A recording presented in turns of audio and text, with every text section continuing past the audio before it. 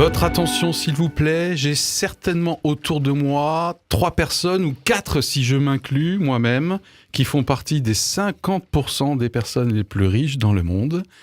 Et oui, ne serait-ce qu'avec un modeste livret A, peut-être à 3 000 €, nous rentrons, vous et moi, dans cette élite mondiale.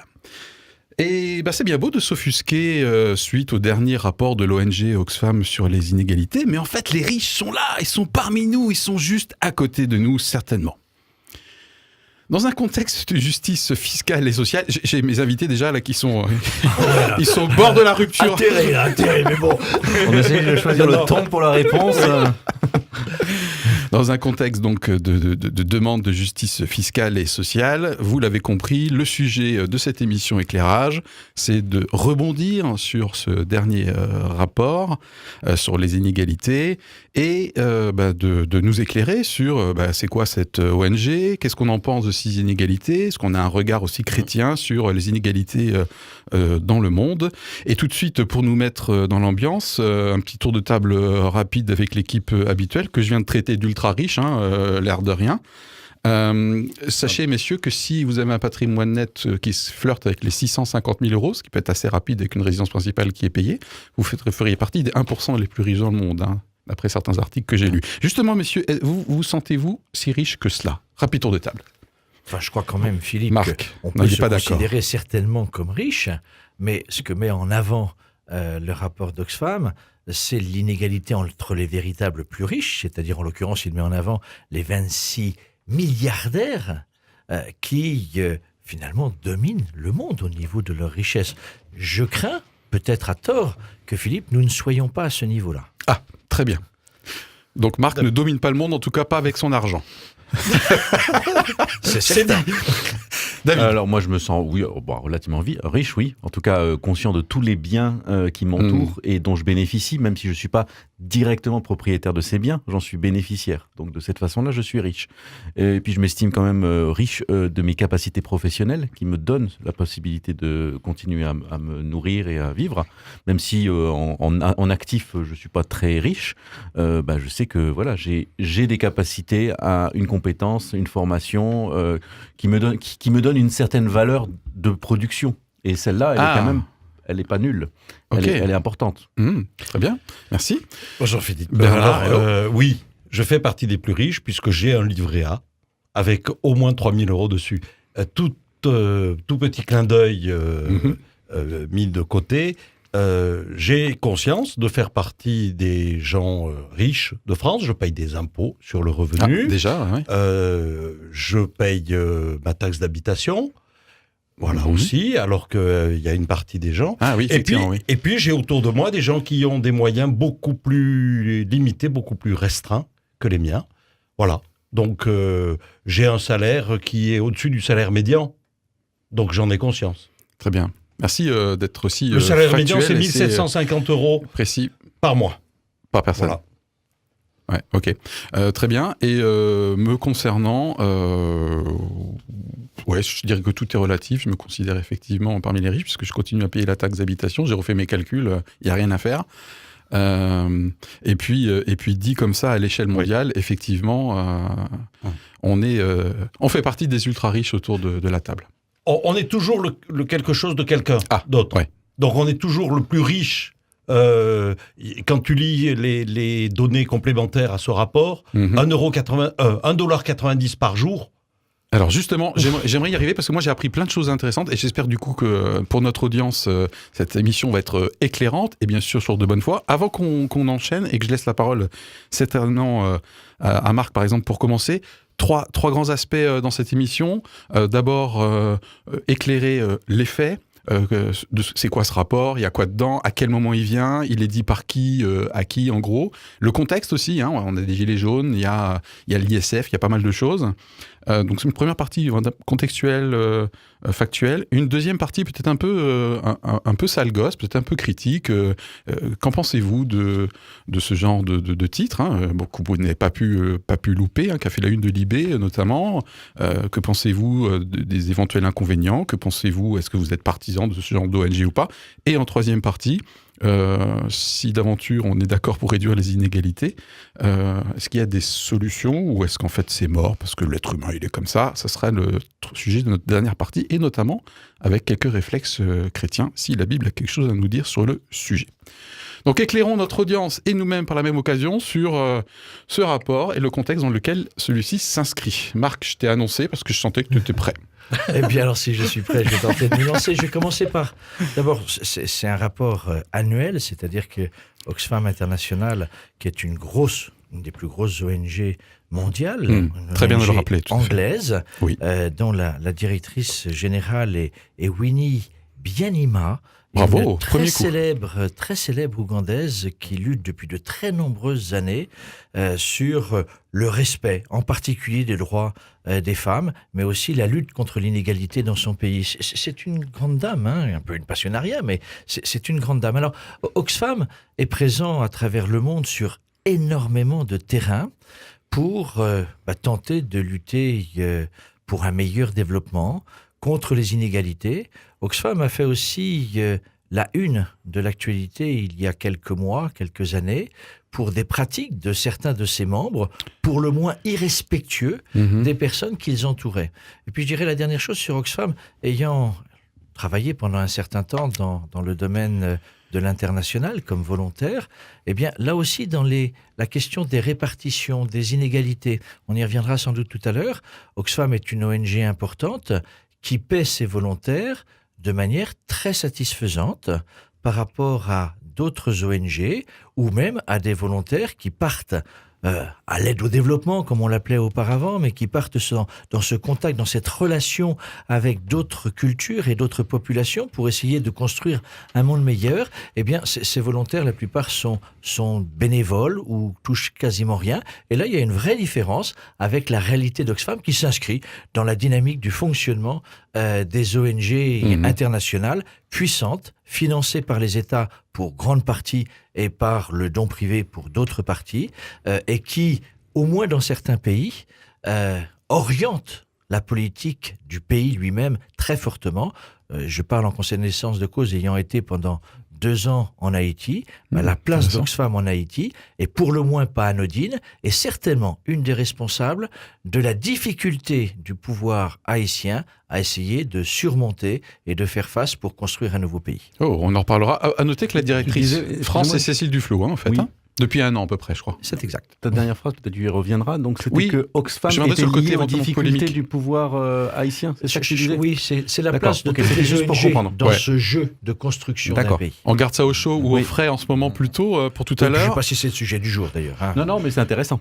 Je trouve mais moi je veux que ça saigne un petit peu. Non, je plaisante. Sale gosse. Oui, j'ai dit sale gosse, tout à fait. D'autres éclairages au niveau fait, contexte qui vous ont marqué en préparant cette émission? Bernard. Un des gros effets de ce rapport, me semble-t-il, c'est aussi le bilan de 10 ans. On voit des marches importantes entre 2000, sur les 10 dernières années, puisque c'est un rapport annuel, comme l'a rappelé Marc. Oui. Mais là, il y a une mise en perspective sur un laps de temps de 2007, je crois, jusqu'à 2017. C'était le démarrage de ce rapport annuel, oui. Donc, ils arrivent là maintenant à des choses. Il y a des basculements. On assiste à des basculements de seuil. De répartition des richesses. Puisque très concrètement, d'après ce rapport, il y a 26 milliardaires dont la fortune, le patrimoine net en fait, équivaut à les 3,8 milliards d'habitants, c'est à peu près 50% de la population, et que par exemple 1% des personnes ont capté presque 50% des richesses créées en 2018. Voilà quelques chiffres que vous trouvez sur ce rapport et qui ont éclaté certaines unes de nos journaux, quoi. Hein. Oui. David, déjà, faut savoir quand même que les 26 qui sont là ont une partie de leur fortune qui est quand même liée à la possession des actions qu'ils ont dans des entreprises. Alors ça fait partie. Moi, je trouve que c'est toujours dans les discussions qu'il y a ou avec les Gilets jaunes, il y a vraiment quelque chose de compliqué entre le fonctionnement d'une entreprise et sa richesse, et sa valeur boursière, ce qui est deux choses différentes. Oui. Et du coup, le propriétaire principal de cette société a lui-même Jeff Bezos, par exemple, Amazon. Cette double façon de voir les choses, c'est-à-dire les actifs qui sont aussi des potentialités futures et ses possessions. Et après, il y a ses revenus à lui, dont on ne parle pas forcément, qui doivent être très élevés. Jeff Bezos, il ne doit pas tout laisser pour l'entreprise, mais d'un certain côté, ça, on le voit, on ne sait pas ce qu'il possède, ce qu'il reçoit chaque année en tant que dividende, on va dire. Et c'est peut-être ça qu'il faudrait regarder. Enfin non, c'est pas que ça qu'il faudrait regarder, mais c'est quand même différent. Parce que ce qui est mis en avant quand même, et par le rapport et par la réalité, que l'on entend par d'autres sources, c'est la très forte augmentation des dividendes des plus gros actionnaires. C'est-à-dire, c'est le mécanisme qui s'accélère toujours pour que les riches gagnent toujours plus de richesses. Oui, mais alors... attendez, ça va. Je voudrais juste terminer sur quelque chose de le plus factuel possible. Zut, maintenant tu me fais perdre le fil. Non, voilà. Donc il y a cette question des revenus. Après, ce sont des entreprises. Nous sommes dans une période où il y a des secteurs qui sont en pleine croissance, sur des marchés mondiaux. Tout à fait. Il y a un effet comme ça de grossissement de la valeur de ces entreprises, la dématérialisation du livre, des achats et tout ça est quelque chose qui se développe. Donc les entreprises qui se sont lancées là-dedans ont une place, une valorisation gigantesque et aussi une place dans le monde qui est très importante. Donc ces 26-là, à mon avis, si on regarde la liste de ces 26, on voit déjà comment notre société évolue. En fait, c'est déjà un marqueur. On est déjà un peu dans l'analyse, là. La caméra, je suis sûr qu'elle me voit tressaillir, sursauter. Non, mais pourquoi pas? Je vais me laisser bousculer. En fait, quelque part pour moi, David, et c'est tout à fait pertinent, tu es déjà en train d'offrir à notre audience un peu de recul en termes d'analyse, notamment du fait qu'une partie de ces patrimoines, sont liés à des tendances de marché. Vous et moi, peut-être qu'on commande plus sur Amazon aujourd'hui qu'il y a quelques années. Donc, on est, vous et moi, contributeurs de la fortune Bezos. Et une partie est mobilière. Et demain, il peut peut-être devenir l'homme le plus pauvre. Non, j'exagère, mais bien sûr. Mais en même temps, quand j'entends David, quand je t'entends Philippe, on est quand même au cœur d'un rapport qui met derrière en avant qu'il y ait de la richesse, qu'il y ait par rapport à des mécanismes économiques dans la manière dont la société fonctionne aujourd'hui, qui fassent que des gens s'enrichissent. Après tout, pourquoi pas, même si parfois, là, on est à mon avis dans des domaines scandaleux. Mais la question, c'est la question de, une fois qu'on a dit ça, comment ces riches participent complètement d'abord. Comment ces riches participent à la marche du monde? Comment il y a une répartition tout un chacun? Comment chez Amazon ou dans n'importe quelle autre société, il n'y a pas que les puissants actionnaires qui gagnent au maximum et que ceux qui triment au quotidien pour faire vivre ces entreprises sont bien souvent diminuer de leurs droits. Voilà, cette question-là, elle est posée. Ok, oui, tout à fait. Mais on a prévu de rentrer un peu là-dedans. Donc pour moi, ça pose tous ceux d'entre nous qui ont fait un petit peu d'économie, ne serait-ce qu'au lycée, c'est le fameux rapport de force entre la rémunération du travail et la rémunération du capital, en gros. C'est sur 100 € de bénéfices, il y en a combien qui sont réinjectés dans l'entreprise sous forme d'investissement, il y en a combien qui vont dans la force de travail, donc les salaires, et il y en a combien qui rémunèrent le capital. La rémunération du capital, pour les entreprises cotées notamment, avec des actionnaires en tout cas, c'est bien sûr les dividendes. Il n'y a pas 2-3 éclairages. Moi, par exemple, j'ai appris, parce que je ne le savais pas à l'occasion de ce rapport, les seuils de pauvreté et d'extrême pauvreté que tu citais, je crois, tout à l'heure. 1,90 $ par jour. 1,90 $, c'est l'extrême pauvreté par personne par jour. Et 5,5 pour être dans la catégorie un tout petit peu au-dessus, qui apparemment s'appelle pauvreté, non pas extrême pauvreté. Donc moi, je trouvais, ça m'a interpellé, ça. Et puis, j'ai toujours dans les faits, en allant sur le site de cette ONG, sur lequel je ne serais pas allé naturellement et spontanément, je note quand même que Oxfam, sur leur page d'accueil, n'appelle pas à une démondialisation. Je m'attendais à trouver un discours peut-être plus révolutionnaire au sens étymologique, même si je pense qu'il serait partant pour changer un peu de modèle. On y vient tout à l'heure sur comment participer et qu'est-ce qu'il faut changer. Mais ils appellent à une régulation. Je cite, vous trouvez ça sur leur site. Donc j'ai trouvé intéressant, alors que moi j'aurais eu un a priori peut-être un peu plus gauchisant chez eux. Ils sont pas tout à fait sur la même ligne qu'Attaque. Oui, par exemple. Associé à cette démarche-là. Ça, c'est un éclairage intéressant, je trouve, pour garder un petit peu de mesure dans les critiques éventuellement un peu rapides. Mais Bernard, il veut prendre la parole depuis 5 minutes. Parce que tu parlais des éléments de contexte de ce rapport. Il ne faut pas oublier Davos, qui est ce rassemblement annuel mondial des grandes fortunes et responsables politiques d'État. Francis Bach, c'était l'année dernière. On se souvient de ce discours d'Emmanuel Macron à Davos. Moi, juste, je ne suis pas l'actualité de Davos au quotidien, mais ce qui m'a interpellé, c'est de savoir que cette année, c'est le patron d'Alibaba. C'est-à-dire... C'est un Chinois. C'est un Chinois, Alibaba, c'est Amazon chinois. Oui. Et c'est lui qui était là, qui a fait un discours en disant, mais... n'ayez pas peur de la dématérialisation, n'ayez pas peur des nouveaux modes de consommation. En Europe, vous êtes très frileux. En Afrique, ils sont friands. Oh, punchline. Ouais, ça, c'était la punchline. Non, mais c'est juste pour dire qu'on est face à, effectivement, tu le disais tout à l'heure, des changements de comportement, des changements d'attitude. Je suis d'accord pour le circuit court pour aller acheter ma courgette, mon bout de viande. Oui. Mais si jamais je vois passer une pub sur Amazon, par exemple, ou bien sur d'autres sites en ligne, on pourrait en citer d'autres, avec un tarif intéressant pour m'acheter la dernière cafetière électrique, je risque de ne pas aller faire réparer celle où il faudrait changer le fusible. Ok. Voilà, c'est juste... D'autres choses au niveau du contexte. Moi, j'ai noté, bien sûr, le mouvement des Gilets jaunes avec une révolte et ils ont vraiment, pour moi, été aiguillons sur, à un moment donné, stop, ça suffit. Ça suffit de taper toujours sur les mêmes, en gros. Donc, j'ai l'impression qu'il y a vraiment un contexte où l'inégalité devient, au moins dans les mots, de plus en plus politiquement incorrecte. Et dans un contexte aussi de lutte contre les paradis fiscaux, je crois. C'est aussi le fait que, quand même... Si on prend l'exemple de la France, une des premières mesures prises par notre président de la République, et qu'il avait annoncé, c'est de diminuer un certain nombre d'impositions pour les personnes qui sont, paraît-il, en capacité de pouvoir faire redémarrer l'économie française. Le résultat n'est pas obligatoirement probant. Ce qui est certain, c'est que ça amène... Tu parlais tout à l'heure de la question de l'imposition, sur laquelle on va revenir très certainement et qui est importante. Mais les plus riches en France... ont un taux d'imposition de 45%, si je ne me trompe pas. Par contre, l'imposition sur le résultat, les dividendes, on va les appeler, les rapports financiers, ne sont que de 30%. Pourquoi ?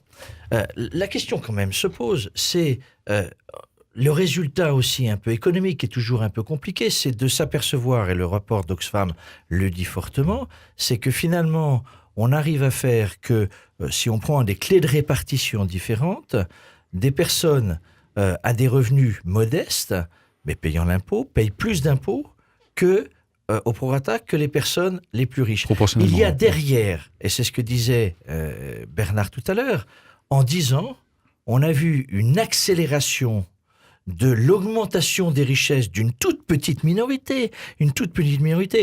C'est difficile parce que les chiffres employés, on n'arrive pas à les mesurer. Quand on parle de... Justement, à quoi ça sert finalement de comparer 112 milliards de dollars, qu'est-ce que ça représente ? Et justement, pourquoi comparer ? Pourquoi se focaliser ? Alors, ça a un effet d'annonce qui est superbe, ça permet de montrer effectivement la façon dont le monde évolue. Ça ne dit pas grand-chose d'ailleurs, savoir si les plus pauvres deviennent plus pauvres ou moins pauvres. Ça, le rapport ne le dit pas beaucoup.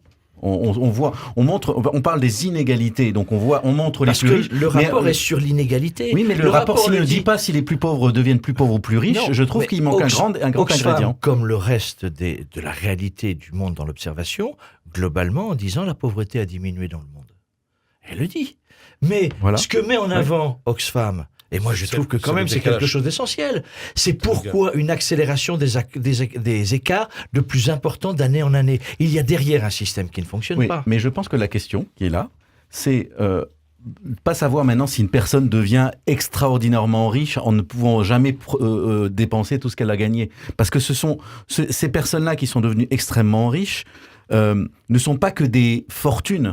Ce sont des acteurs importants dans le monde, dans l'économie actuelle. Ce que je veux dire, c'est que mesurer la richesse des actifs, des biens, des revenus d'une personne, sans savoir dans quel écosystème elle vit, c'est-à-dire dans quel service public elle vit, et tout ça, ça n'a pas de grand-chose. Je veux dire, si tu vis avec $90 par jour dans une société qui te garantit la sécurité alimentaire, l'accès aux soins et à l'éducation, ben, tu es extrêmement riche. Alors que si tu gagnes $2000 et que tu n'as rien de tout ça, tu es extrêmement précaire. Donc, la question, c'est de savoir de quelle façon aujourd'hui, les acteurs économiques du monde entier, qui sont des acteurs privés et des acteurs publics, réalisent cette sécurisation en fait de la population, peu importe le revenu, de savoir de quelle façon des services publics, le bien public est partagé à travers tout le monde. Et ça, c'est quand même une autre question. Okay. Mais c'est ce que met Oxfam en avant. Et la réalité de ce que l'on perçoit, c'est que dans la plupart des pays du monde, il y a une dégradation des services publics.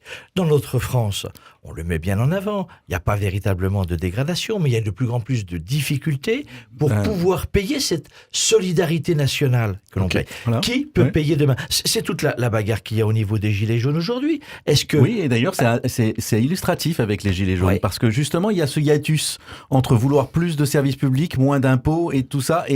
Mais la question, c'est bien, est-ce que l'on évalue ? On va les laisser. Mais est-ce que derrière, il n'y a pas de question quand on voit les prix ? Bon, dans ce que met en avant le rapport d'Oxfam, est-ce qu'il est normal qu'un seul homme ait l'équivalent d'un PNB, d'un produit national brut, intérieur, d'un PNB, d'un pays ? Il y a quelque chose qui, pour moi, est plus que choquant. Il y a une question de redistribution. Ce qu'il y a derrière, c'est une idéologie de fonctionnement d'une économie, et en particulier très américaine, c'est de dire, oui, je suis très riche, laissez-moi la liberté d'utiliser ma richesse et la répartition au service des plus pauvres comme je désire. Et je pense qu'il peut y avoir d'autres systèmes. C'est de dire qu'il y a un État, et c'est le rôle du politique qui doit réguler cela. Et on est en train de perdre cette autorité de l'État. Nous sommes en train là de parler. Du coup, est-ce que ça veut dire que, d'après Oxfam, notamment, on touche aux conséquences perverse du système néolibéral, d'accord ? Et donc, est-ce qu'il faut changer de système, plus ou moins c'est évident, plus ou moins violemment ? Ça a l'air assez évident, effectivement, pour Marc. Tout le monde l'aura remarqué. Donc, juste pour terminer, peut-être sur le côté un peu recul, un peu critique, ce dont je me méfie à travers ce genre de rapport choc, sans que le message central ne soit amoindri, c'est-à-dire qu'effectivement il y a des inégalités et ça devient insupportable. Donc là, moi, je rejoins complètement Marc, mais je me méfie après des stéréotypes, quoi. Voilà, et des choses un peu, bref, des réflexes un peu pavloviens. Ah, mais les riches, c'est eux, il y a eux, il y a nous. On s'inquiète pas si ce sont des acteurs d'économie. On n'a aucune culture. Et demain, pour moi, ça aboutit à la démission de Chantal Joanneau en tant que patronne du grand débat national. Moi, je suis choqué, par exemple, à titre personnel, c'est une opinion, qu'elle s'est sentie obligée de démissionner parce que son revenu mensuel, je ne sais plus, 14 000 ou 17 000 euros et quelques, 14 000 et quelques, qui bien sûr peut paraître hyper choquant, mais du coup, ça conduit des effets de foule et d'effets de masse où il y a un haro sur 17 000 euros. Et là, on ne parle pas de Jeff Bezos, on parle de Madame Joanneau, quoi. Mais enfin, ça pose aussi toute la question de Carlos Ghosn aujourd'hui en prison au Japon, avec tout ce que cela interroge quand même. Un homme aussi puissant que cela, qui visiblement a transgressé. Je crois que peu à peu, on est quand même en train de s'apercevoir qu'il a trouvé tous les moyens pour transgresser les bases d'imposition qui existent dans deux pays. Et cette question-là, elle est fondamentale parce que la richesse, elle a augmenté, c'est ce que dit Oxfam. C'est parce que les plus gros, les plus riches, les plus grandes entreprises trouvent tous les moyens, avec tous les appareils juridiques derrière, pour tout faire pour payer le moins possible d'impôts. Alors, c'est l'optimisation fiscale. C'est scandaleux. J'allais y venir. Il paraît que même Danny Boone, là, il se fait un peu rattraper. Pourtant, c'est l'acteur préféré des Français. Qui ne se fait pas rattraper ? Sébastien Loeb. Et nous, on ne fait pas d'optimisation fiscale là-dessus. Sébastien Loeb. Là. Attends. Sébastien Loeb, après, on fait une petite pause. C'est notre Alsacien réputé. Il habite en Suisse. Je veux dire, il y a des tas de choses comme ça. La taxe que le gouvernement français vient de donner à Google est de ce côté-là assez symptomatique. Google, on annonce que l'État français va encore fait. Mais... Oui, mais on est dans cette question de l'évasion. On mélange tout. On mélange tout. Non, je ne crois pas qu'on mélange tout. Parce qu'on est face à des situations qui se superposent les unes aux autres. Et ça donne ce sentiment d'incompréhension. Juste après la pause, j'aimerais qu'on parle du jugement. Du coup, quelles seraient, si nous on était aux commandes, quelles seraient des réactions collectives et individuelles pour tenter de diminuer peut-être au minimum ces écarts ? Certains aimeraient peut-être complètement les supprimer, mais là on parle du coup d'un changement total de paradigme. Peut-être c'est le cas chez certains des auditeurs, je ne sais pas, David ? Ben non, en fait, moi je trouve qu'à chaque fois, et là, pour moi, je le ressens comme ça, c'est qu'on remélange tout, c'est-à-dire qu'on remélange la question des entreprises, la question des personnes privées, de ces grosses entreprises, et la question des individus. Et la question des inégalités, en quoi une inégalité, je trouve que c'est quand même très intéressant de se poser la question, en quoi une inégalité est scandaleuse ? Pourquoi est-ce que ça nous...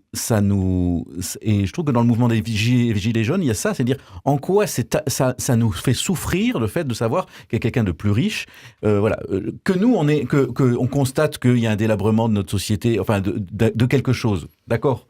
Mais le fait qu'il y a un écart, c'est quand même curieux, parce que ça, effectivement, ça donne une sorte de... déjà, ça donne un sentiment revanchard. En plus, ça nous rend aveugles sur l'inégalité qu'on peut avoir avec les personnes qui sont en dessous de nous. Et je ne sais plus qui est-ce qui avait dit ça, c'est que dans une société égalitaire que l'inégalité est la plus insupportable. Ok, alors c'est un débat que je ne vais pas ouvrir parce qu'effectivement, je pense qu'il y a des idéologies derrière, mais j'aimerais qu'on soit quand même concret, pragmatique et plus accessible. On va faire une pause pour respirer un grand coup. Par rapport à ce que dit David. Tu la feras pas ta pause. Certains vont prendre un verre d'eau. C'est très amusant de se retrouver sur ce débat-là avec des confrontations avec mon avis David, sur lequel je pense qu'on a beaucoup de points de correspondance. Mais la question, bien sûr... alors c'est le béaba, on dit l'humanité, de toute façon, elle est appelée à une inégalité. On est unique. Donc on est différent.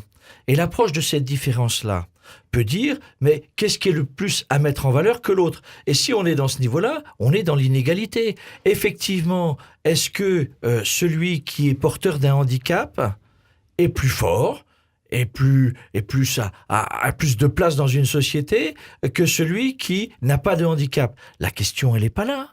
La question, me semble-t-il, elle est de dire qu'il y ait des hommes et des femmes qui, soi-disant, par leur volonté, leur pugnacité, leur talent, arrivent à gagner plus. Je dirais pourquoi pas. Mais la question, c'est que quand dans une société, on se retrouve avec des hommes et des femmes qui sont à la rue, qui n'ont quasiment donc on parle de la pauvreté, pas des inégalités, qui n'ont quasiment plus de droits, et qui, derrière, on nous dit, bah oui, mais il va falloir faire des choix.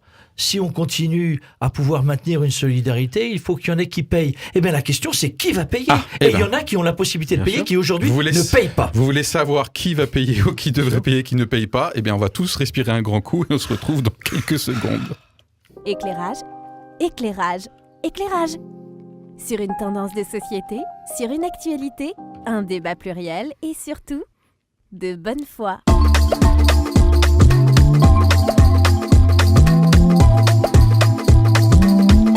Éclairage.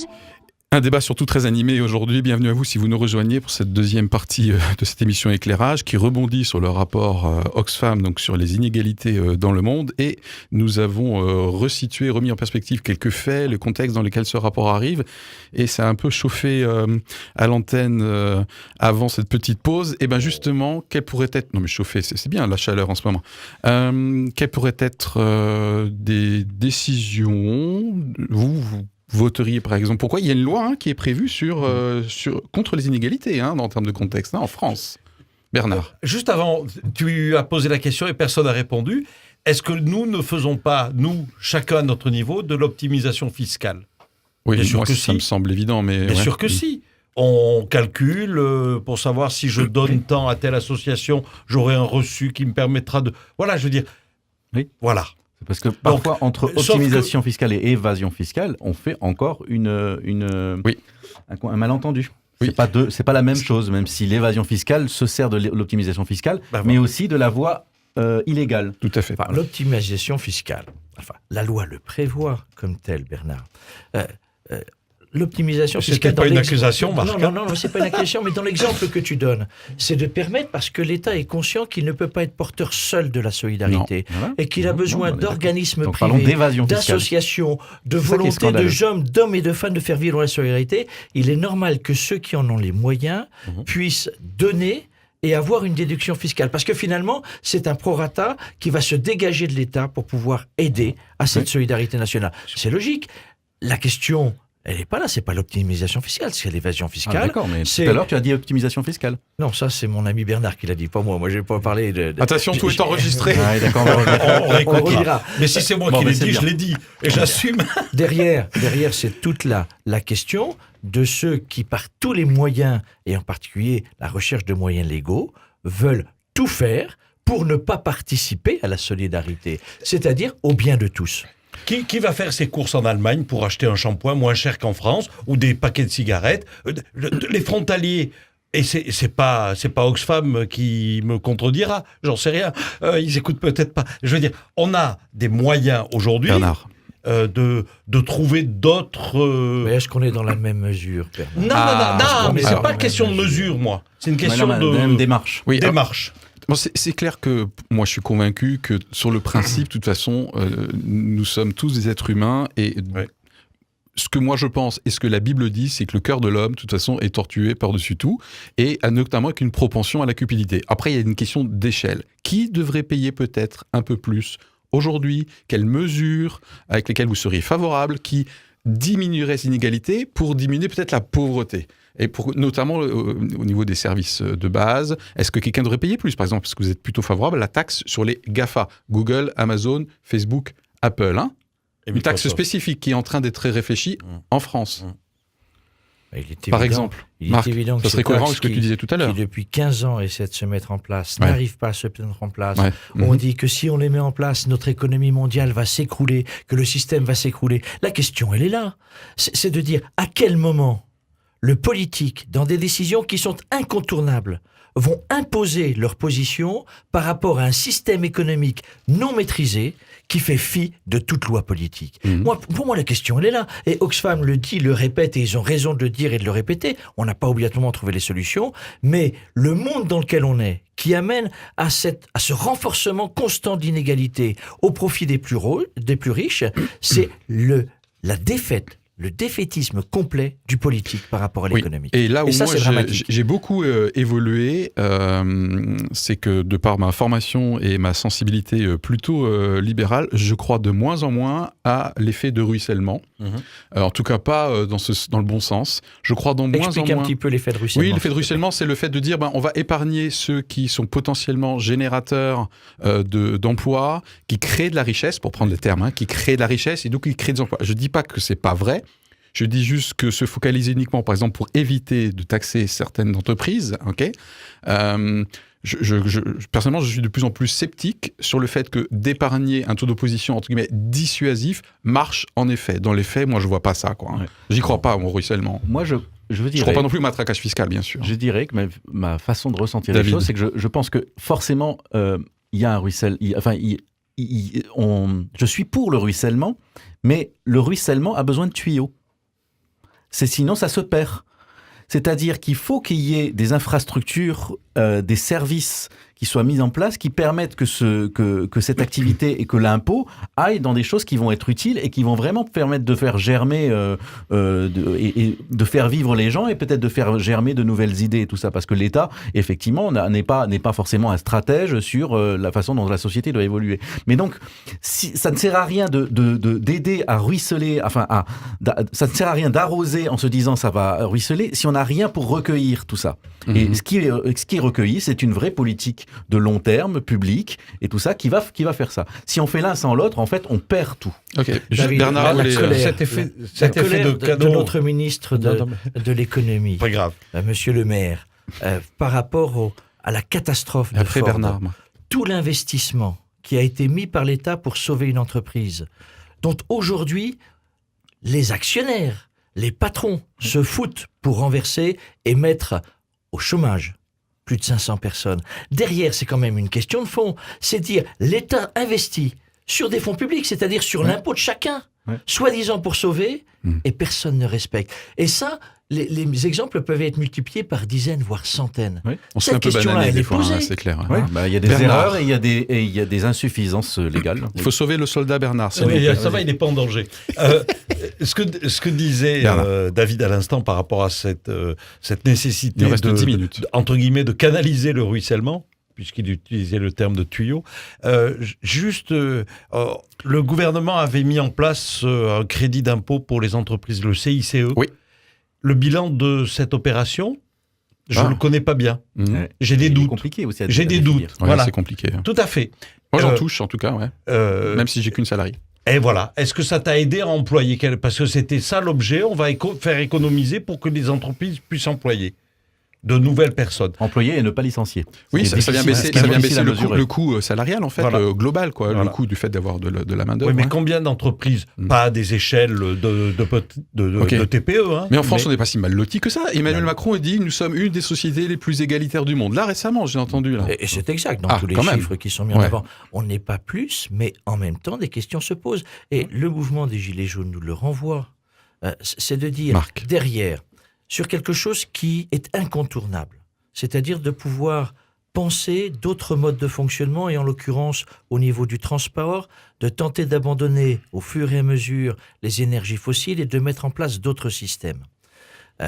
Ça a amené le gouvernement français à faire le choix d'une augmentation de la taxe, alors là, payée par tous, hein, ton plein d'essence, que tu sois milliardaire ou plus pauvre, il est exactement de la même mesure. Et c'est bien toute la question d'une des bases de l'imposition. N'oublions pas ce qu'est la TVA. Mais c'est pas le sujet du jour. Derrière, c'est de se dire, est-ce qu'on peut trouver d'autres modes de financement pour permettre une transition écologique ? Et moi, je suis persuadé qu'on peut effectivement trouver d'autres modes de fonctionnement auprès de ceux qui, aujourd'hui, ne respectent pas les règles d'imposition. Et derrière, comme ce sont les plus forts, on n'ose pas les attaquer. Ok, donc déjà tu serais pour une plus grande fermeté et qu'on arrête de nous prendre pour des CON, ok, S bien sûr, parce que c'est au pluriel, Philippe. Et puis aussi peut-être tu militerais pour, enfin peut-être je vais laisser la parole aux autres, pour une plus grande progressivité de l'impôt sur le revenu, c'est une question ça. Hein, peut-être de revoir en particulier l'impôt sur et la taxation sur les dividendes et sur tous les échanges internationaux. D'accord. Ouais. Ah, la fameuse taxe Tobin, hein, c'est ça. Voilà. Alors, David. Moi, sur cette question justement de l'impôt... On parle des mesures, là, concrètement, des réactions qu'on pourrait avoir. Alors déjà, sur cette taxe Tobin, par exemple, sur les flux financiers, moi, il y a tout de suite quelque chose qui m'a gêné, conceptuellement, c'est de financer quelque chose, que ce soit une transition écologique, quelque chose, avec quelque chose que l'on combat et que l'on critique.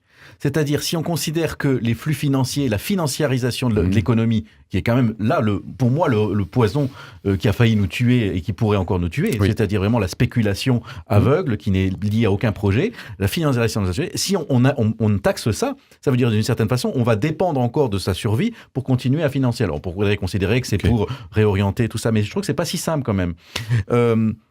Après, sur la question de la taxation d'entreprises internationales, c'est complexe, ça nécessite, ça ne peut pas être qu'une décision unilatérale d'un pays, donc c'est toute la complexité, de la même façon que quand on parle du kérosène qu'on veut taxer, voilà, le problème c'est qu'il y a des accords internationaux et qui sont difficiles, et tout le monde n'a pas la même vision que nous, alors que déjà même à nous quatre, on a certainement la même vision, mais on n'a pas envie de dire les mêmes choses. D'accord. Alors, ce que je voudrais juste dire par rapport à ça, il y a encore différencié l'impôt des sociétés avec l'impôt des personnes.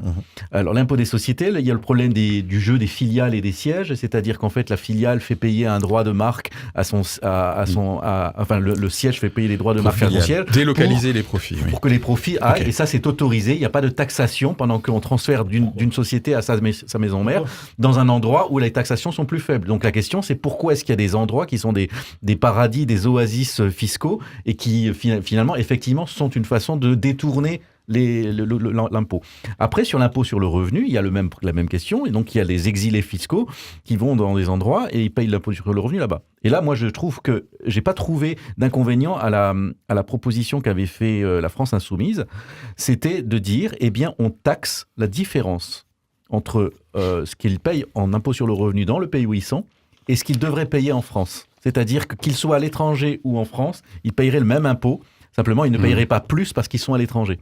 À travers ce que tu dis, David, et comme on est à l'approche de quelques semaines des élections européennes, on est bien là. Cette harmonisation, elle est indispensable. Et une des difficultés 5 minutes. Que traverse l'Angleterre aujourd'hui avec le Brexit, il est bien là parce que l'Angleterre est une terre où nous pouvions, beaucoup pouvait essayer de jouer sur la manière de ne pas payer d'impôts ou d'être réduit, etc.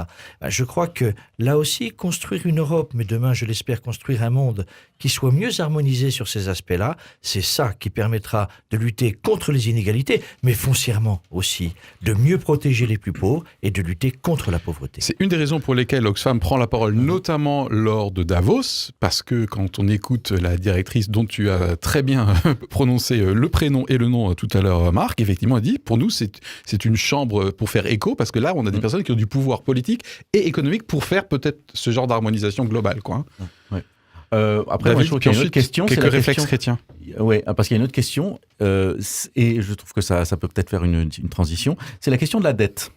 Parce que il est important de connaître les actifs d'une personne, mais aussi son passif et ses dettes. On dit, je sais que dans les critiques qu'il y a eu sur ce rapport, d'après Oxfam, c'est Jérôme Kerviel qui est l'homme le plus pauvre du monde, hein, voilà, puisqu'il doit 5 milliards à la Société Générale. Voilà, donc en fait, il serait plus pauvre.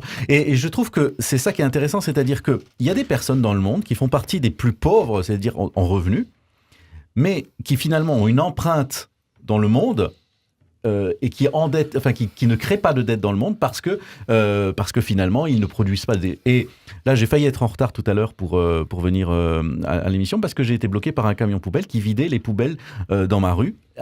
Une quantité incroyable de poubelles dans la rue, dans une rue très populaire. C'est pas des gens très riches qui sont là, mais quand je voyais ces poubelles remplies de déchets alimentaires ou de déchets uniques, de plastique et tout ça, je me disais, mais quel roi, à une époque, avait la richesse et la force d'aller envoyer des gens chercher du pétrole au bout du monde pour fabriquer des choses à usage unique qu'il allait jeter le matin même. Et je me suis dit, mais en fait, c'est pas seulement qu'on est riche ou pas riche ou tout ça. La question, c'est pas l'inégalité par rapport à moi et par rapport à quelqu'un, un de mes contemporains. C'est aussi la question de quelle façon je crée une inégalité pour mes générations futures qui, elles, vont assumer ma dette. Alors, comme il nous reste même pas 3 minutes, quelques réflexes clés avant peut-être de sortir des épées ou des étendards sur nous en tant qu'êtres humains, sur notre rapport à l'argent et plus particulièrement à la cupidité. On parlait de côté maladif tout à l'heure. Tu t'interroges aussi, mais comment Carlos Ghosn, qui gagne déjà très très bien sa vie, pourquoi il allait jusqu'à, quitte à être condamné, machin, même si à mon avis, il y a aussi... Ouais. Exactement. Quel éclairage la Bible peut nous donner sur peut-être cette tendance qui nous guette potentiellement tous? En écoutant les uns les autres et puis en réfléchissant un petit peu quand même aussi avant, il y a un épisode qui est raconté dans la première partie de la Bible de cette femme qui se retrouve en terre étrangère et qui n'a plus de quoi manger et qui va aller glaner quelques épis dans le champ d'un riche propriétaire. Boaz et Ruth, tout à fait. Et je trouve que la démarche de ce propriétaire, il y a tout à retravailler, bien sûr, okay. Parce que je suis pas je suis pas propriétaire d'un champ de blé, mais le patron, en l'occurrence, dit laissez quelques épis pour ceux qui en ont vraiment besoin. Ok, merci. À disposition. 2 choses. La première, je crois que ce qui imprègne l'évangile constamment, c'est l'attention qu'on va porter aux plus pauvres, à celui qui est sur le bord de la route. Il y a la veuve et l'orphelin. C'est de se dire aussi, avec l'argent que j'ai, est-ce que cet argent me libère ou me rend esclave ? C'est-à-dire, très concrètement, est-ce que je suis prêt à le mettre en partage pour suivre une autre route ? Ça, c'est la première des choses. La deuxième des choses que l'Évangile me dit, c'est développe tes talents. N'enterre pas ton talent, mais développe ton talent. Ça veut dire aussi que, bien évidemment, ton talent, quel qu'il soit, il peut profiter à tous les autres. Ok, merci. David, et puis je terminerai, puisqu'il nous reste 45 secondes. Oui. Qu'est-ce que tu retiendrais en termes d'éclairage biblique ? Moi, je pense qu'il y a cette notion que la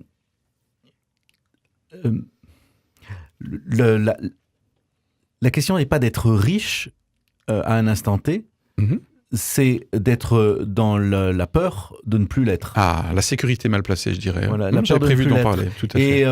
Et je pense qu'il y a des cœurs, il y a des personnes qui ont des biens, mais qui ne sont pas dans cette...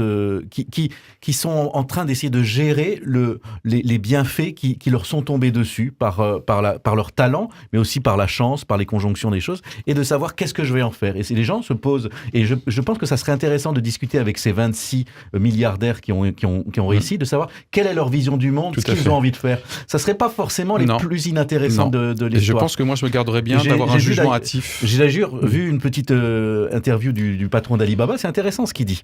C'est intéressant. Donc la question pour moi, c'est pas des personnes. Est-ce que je suis une personne qui veut être le plus riche du cimetière, ou est-ce que je suis une personne qui veut être le plus riche de talent et de les mettre en œuvre? Merci et de ne David pas les de enterrer. dire que c'est le système qu'il faut changer d'abord. Et le système, il se changera par rapport à nos attitudes. J'ai pas dit ça, mais je suis pas loin non plus. Stop, on ne fait pas de coup d'état là sur les dernières secondes sur les deux missions. Moi, je retiendrai, il y aura toujours des pauvres parmi vous. Donc je pense que Jésus n'est pas venu premièrement pour réduire les inégalités, même si effectivement il nous a demandé de porter attention à la veuve et à l'orphelin, et puis aussi l'impôt juste.